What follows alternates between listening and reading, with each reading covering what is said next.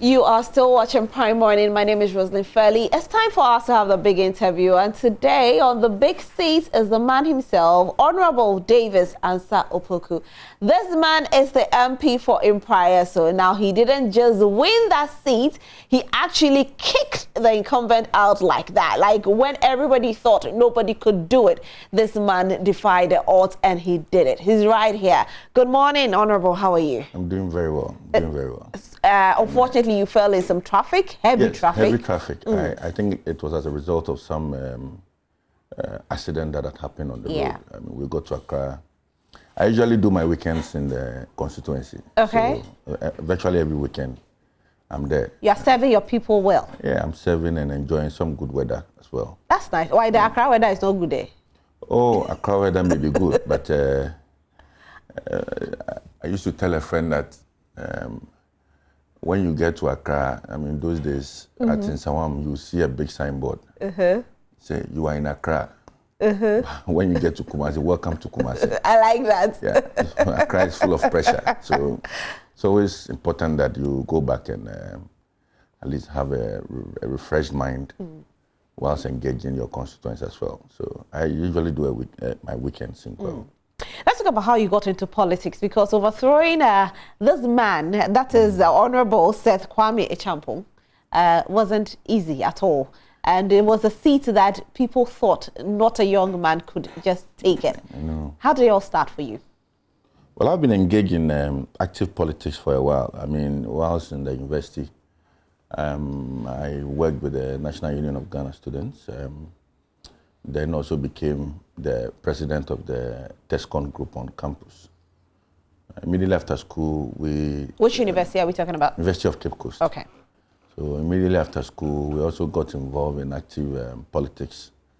And we started AFAG and were engaged in some politics until the MPP won power in 2016. So we have been involved in politics for a while, though my father used to be, I think, financial secretary or treasurer of the party in those days, but he never got the opportunity to be up there. But we thank God that we are doing our best to serve. I mean, I think it's not about the personalities involved, but it borders on the heart to serve. I mean, once you have the passion to serve and the people see that in you, they elect you to lead them. And I think that is what we were born to do. And that's what we are doing. As a politician, do you have presidential ambitions? Well, so personally, I would say no.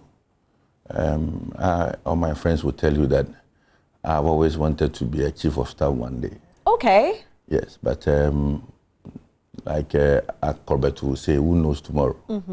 Everything is in the hands of God. I mean, if the decision of God is that you lead this country one day, I think that we are gradually carrying ourselves well to get there. So if it's the will of God, why not? I will not reject it. But a personal ambition will be to serve as a chief of staff and to help government shape policies and all of that. And definitely it's going to come to pass. Inshallah. So once we believe it. Yes, I mean, I certainly know that looking at the path that we have taken, we'll get there. You just need to build yourself up and prepare so that when you are offered the opportunity to serve, you will not disappoint. So we'll say you've been in politics for a while. Yes, I have. I mean, right from my, I think, secondary school days. Let's say right from infancy, because your father was in there. And so it's my father was in there, and we used to live in a community where during elections, you would always see politicking around you. We lived in a community called Ododo. Same political party? MPP, yeah. Okay. Where during elections, it was always heated. I mean, you see NDC folks chanting their songs and alongside MPP. And in those days, their offices used to be on the same lane. You would have the parliamentary candidate for MPP, Odwesa is then, I mean, having his house just close to the NDC constituency office. So it was always heated. And you would always want to be at the center of it. And you know, those days, most of the major rallies were held at either Mancha Buena or Bukum Square or Mamprobi, all of that. So we used to trek. We would be walking just to appreciate what the leaders. And in those days, I mean, you would see the likes of Nanado, Kufuor, Odwesai, Salajete. When they mount the platform, they speak for you to realize that, I mean, service is so important. But why did you contest for the seat of Ododododo? Why did you go all the way to Mpraeso? Well, I could not contest for the seat of Ododododo because though I was born there, I grew up there. I later moved to Asalam Down, then to where I live now. But if you look at the Constitution, it says that, I mean, you should have stayed in a community for 5 years, or you needed to have hailed from the community. And I felt that, I mean, my services will be needed more in Kwahu. Okay. Yeah, at the point, I was contemplating whether to do either in Mpraeso or to do Domekwa Abenya. I mean, you have a lot of Kwahus living in Domekwa Abenya. But I felt that I needed to serve my people. And I thought that Mpraeso was the right place to go. And with determination and focus and the help of God, we sailed through. Right. What strategy did you use to beat Sethkwame Champion? Well, I think that the most important thing in politics is the personal relations. Trying to build strong relations with the constituents. And trying to be real. I mean, we don't have money, but what is important is to be there for people anytime they need you. So we're always at their functions. We're always trying to help one way or the other. Things that they need. You come to Accra, you try and lobby for projects. What are their needs? Well, in ranges. Somebody would want some support in entering into school. A business person needs support. Not really for you to, it's not really money, but for instance, somebody wants to apply to Ghana GEA, Ghana Enterprise Agency. The application process is a bit cumbersome, so it will fall on you to help. And you use your office or you use your, your skills that you have learned to help the person apply and also lobby these agencies to ensure that they get them. That for me I think was a key factor in the elections. So at the point I had built relations with over nearly 540 of the delegates where I knew them by name, I knew them by face. And it was not really a difficult thing to have won because they also needed somebody that they have that relations with. And continually we keep it. I mean, you receive calls, you visit them in their house. So the people didn't want the money because at a point, when you were competing or contesting that seat, you didn't really have money, or you had? Well, you need money. Politics is about money. So you had enough money to give to the people? I've always meant you need 3 key things in politics, where my boss calls it the 3 M's. So you need money, you need a good message, and you need a good machinery on the ground. Okay. So what was your message? Well, the message was that I have come to serve. I mean, I'm the man, I'm the guy who has built relations with you. Okay. And the need to build a stronger, prouder, and a better constituency. And how much money were we looking at with you investing in this particular campaign? Well, that's a bit, I would not want to disclose, but I'm saying that. You give me a range? Sometimes you hear people say that I paid, in some constituencies, somebody can give 20 cedis per person. And how much were you given? Well, I get money. You give some money? Yes, of course. That's what I'm saying, that without money, you can't do politics. Because you would want to carry people from one place to come and listen to you. You need to pay for their transport. Let me ask you this. People are of the opinion that, because you spend so much money when you're campaigning, hence when you come to power, you need to reap that's what you've sown. And so we have a lot of corruption in the system. Is that it? I don't think so. But one of the key attributes of leadership is your ability to raise funds. So I really did not have the money sitting down to say that I'm spending my own money in doing this. But once you begin to sell your vision, people buy into it. Then now friends begin to fund. Then you get people who would want to support you to get to where, because they have believed in your message, they have believed in your approach, and they think that it is proper for you to continue. So I really do not owe myself that much, because I don't see myself to have invested some huge sums of money in this venture. I see it as service. So anybody who is helping me to serve, I mean, I attend functions anytime. So when we talk about service, yes. Does it mean listening to the people, the cry of the people, and doing what they want? Is that what service is? Well, to a larger extent, yes, listening to them and engaging them. I've always believed in the participatory type of democracy, where you always must engage people to solicit their ideas. And it helps in shaping, I mean, I have never been a farmer, but 70% of my constituents are farmers. If you don't talk to them, how do you get to know their plights? So you need to engage them, listen to them, understand what they are going through and what they want. I mean, they have better ideas than you have. What you have is a platform to air your views. Fantastic. I mean, so does this mean that, you know, the current government that you are with are listening to the people? Because this is what you think should be done. Is the government listening to the people? Well, government has several means of listening to Ghanaians. I mean, in every constituency or in every district, there's a municipal chief or district executive whose role is to get to the people and listen and solicit ideas for government. But government is also elected to take very bold decisions. Yes, I mean, for instance, let me use tax. Nobody's willing to pay tax. I'm not willing to pay tax.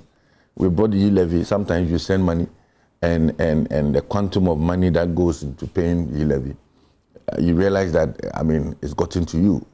But we need to develop Ghana. Talking about e-levy, you think e-levy is good enough for the development of the country? Well, it is, but I think that we need to be looking at other sources of funding as well. Like? Well, I mean, we expanding the tax net and ensuring that every Ghanaian is paying tax. We only do not need to rely on some 2 to 3 million Ghanaians who regularly will be paying taxes all the time. Do you think that you know, as we're expanding the tax net, as we also not using the monies in the right way? Typical example, the Cathedral, you know, where they've come under backlash because you know, a whole 200 million Ghana cedis has been pumped into the Cathedral, and people are of the opinion that this amount of money could have been used for something better. I think that people must do what we call the cost-benefit analysis of every project that governments intend to invest in. I mean, if you are to go to the UK, the amount of money they generate in terms of revenue, just on cathedral visits, thousands of people are employed within these cathedrals in the UK and all of that. We must come to the appreciation that a cathedral is not where you see Davis dressed as cassock and want to be preaching there every Sunday. No, but these are huge monuments where, I mean, state functions are held.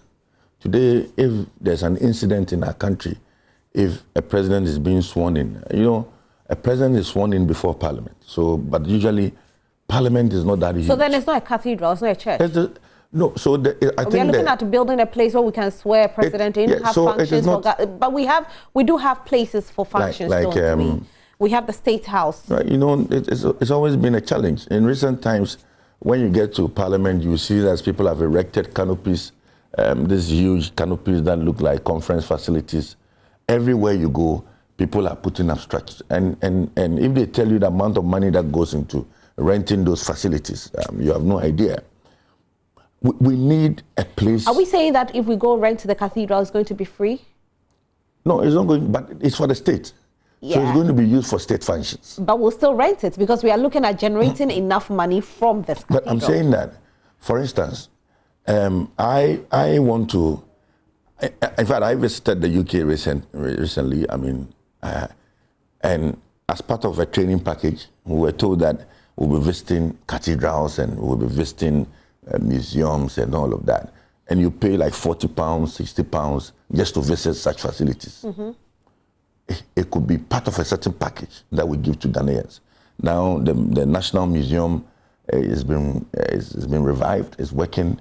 We need to do the same for Kwame Nkrumah Mausoleum. I have always maintained that the state must build what I call the tourism circuit, so that within Accra, somebody comes to Accra, he visits the National Cathedral, would want to visit the museum, would want to go to Kwame Nkrumah Museum, would want to visit our courts and all of that. So there's a package, sort of, for such we should people. add a cathedral to it. I mean, so I'm saying that the importance but how do we of this, add a cathedral when people are hungry? How do we add the cathedral when people can't afford a 3-square meal? How do we add a cathedral when fuel costs so much, tomato costs so much, bread costs so much, water costs so much? How do we build a cathedral? Well, so building a cathedral is certainly going to create employment. A lot more Ghanaians. Till when? Till when? Because if we create the employment, people are going to die on hunger before we create employment? I'm not too sure that people would have hunger just because we are building cathedral. The government is doing it. Times are tough. I admit things are a bit difficult now. And so do you agree that if things are difficult, we should put the cathedral on hold till things get a bit better and then we start the cathedral again? Well, if you also appreciate the quantum of revenue that every country can generate from tourism. I recently visited Tanzania. I went for a meeting in Tanzania. The Minister of Tourism came and invited us to go see Zanzibar. We went to Zanzibar. I mean, it's just our normal beaches that we see around and all of that. But the package, the taxes system, the ambience that you feel and all of that. So they are generating huge revenues from tourism.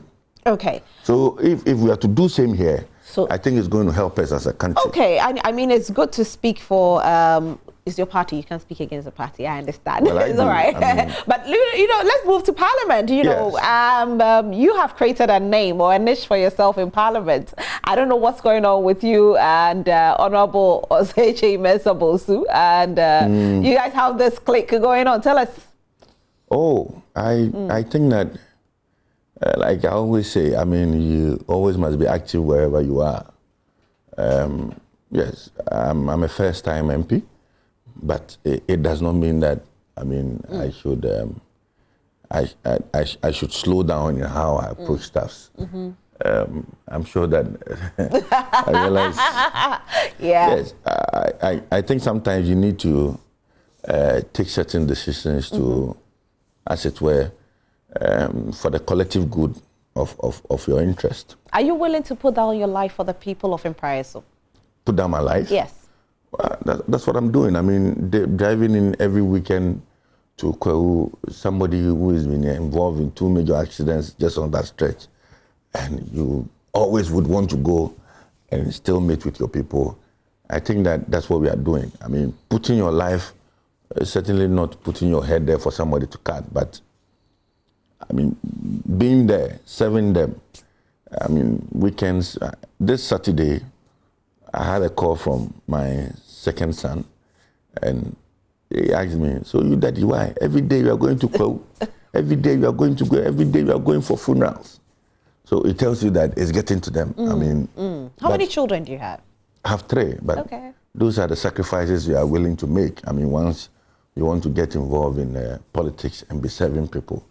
I mean, the time will come where probably maybe I have to be traveling with them to Kwehu so that they spend the weekend there and all of that. But they are young now. But so for me, those are the sacrifices that we are making every week in, week out, just to ensure.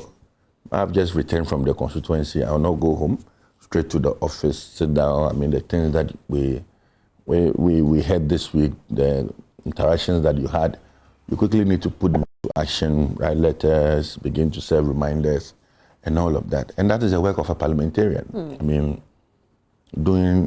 having a strong constituency relations, and also engaging in parliamentary work. Honorable, unfortunately, I don't have enough time. Yeah, so let me ask you my final question. Now, the traffic did cause this. Yes. You are definitely going to contest the seat again. I will. If the people should vote for you, what's your message to them? And why should they vote for you? I think that it's about accountability. Going back to tell them what I have done in the last 2 years. And I mean, when you go, they tell you, we are investing in sports tourism.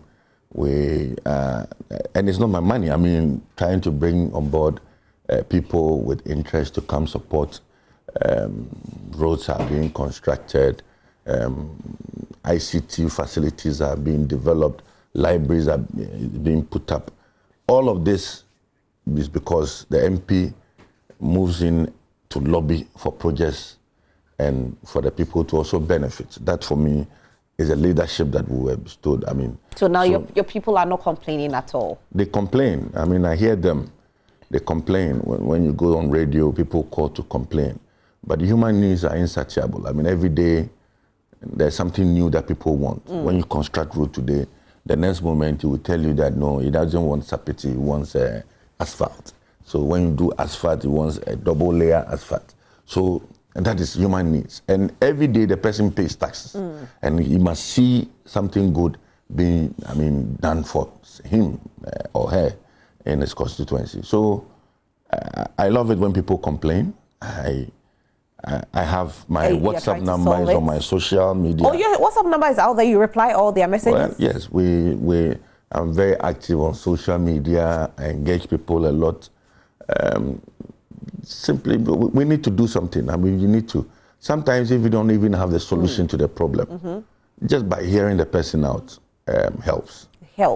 I want my colleague to join. KMJ, can you please join us? Because Honorable is here. Probably you have a question to ask Honorable. Just join us. Let's talk to Honorable. We are quickly rounding up, Honorable, and we are very grateful that you did join us today. Thank you. And we wish you nothing but the best in 2024. Do you think your party will win, retain power? Will you break the 8? We are hoping so. We are hoping so. Do you think you will? Will you break the 8? Yes, no? We need to do a bit more. We need to do a bit more. A bit more like what? Well, the system, people are complaining. If we should vote now, do you think your party will win? Yes, no, Honorable. My party should win. If we vote now, yes, no, will you win? My party should win. But people are complaining. Well, yes, people are like I always you want to say something? So that question is just like asking Honorable whether we'll go to heaven or not. That's so true. But I liked your discussion on egg this morning. Oh, good. I'll be coming for some eggs in your constituency. Please do. Well, thank you so much. And thank you for watching us. I hope we are super grateful. My name is Rosalind Felly. I'll be doing this with the man. Tomorrow. Yes, and our very own Honorable Davis Ansah Opoku has joined us today. We are super grateful that you made it. Thank you. All right, enjoy the rest of your day.